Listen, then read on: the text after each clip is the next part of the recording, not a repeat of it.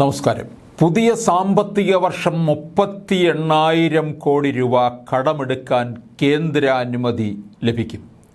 ഇതിൽ 10,000 കോടി വിരമിക്കൽ ആനുകൂല്യങ്ങൾക്ക് മാത്രം ചെലവാകും.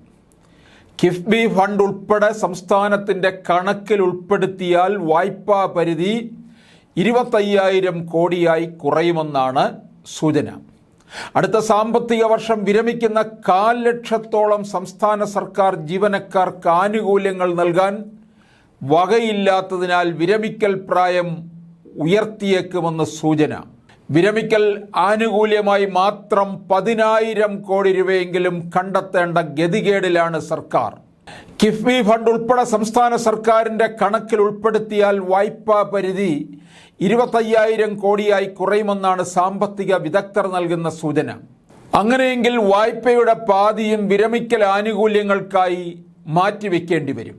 പുതിയ സാമ്പത്തിക വർഷം 38,000 കോടി രൂപ കടമെടുക്കാൻ കേന്ദ്ര അനുമതി ലഭിക്കുമ്പോൾ 10,000 കോടി വിരമിക്കൽ ആനുകൂല്യങ്ങൾക്കായി മാറ്റിവെക്കേണ്ടി വരികയാണ്.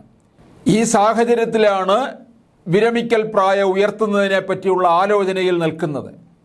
ക്ഷേമ പെൻഷനുകളുടെ വിതരണമാണ് മറ്റൊരു ബാധ്യത.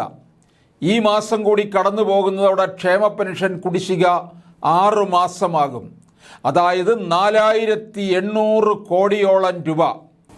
സഹകരണ ബാങ്കുകളുടെ കൺസോർഷ്യത്തിലൂടെ 2,000 കോടി രൂപ സമാഹരിക്കാൻ സർക്കാർ ലക്ഷ്യമിട്ടെങ്കിലും ലഭിച്ചത് 835 കോടി മാത്രമാണ്. ക്ഷേമ പെൻഷനും KSRTC പെൻഷനും നൽകാൻ നേരത്തെ കൺസോർഷ്യത്തിൽ നിന്ന് വൻതുക സർക്കാർ കടമെടുത്തിരുന്നു. അത് ഇതുവരെ തിരിച്ചടച്ചിട്ടില്ല.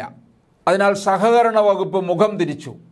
ഈ സാഹചര്യത്തിൽ 9.1% പലിശയ്ക്ക് വായ്പയെടുക്കാൻ സർക്കാർ നീക്കം നടത്തിയെങ്കിലും കൺസോർഷ്യത്തിന് വിയോജിപ്പാണ് അറിയിച്ചിരിക്കുന്നത്.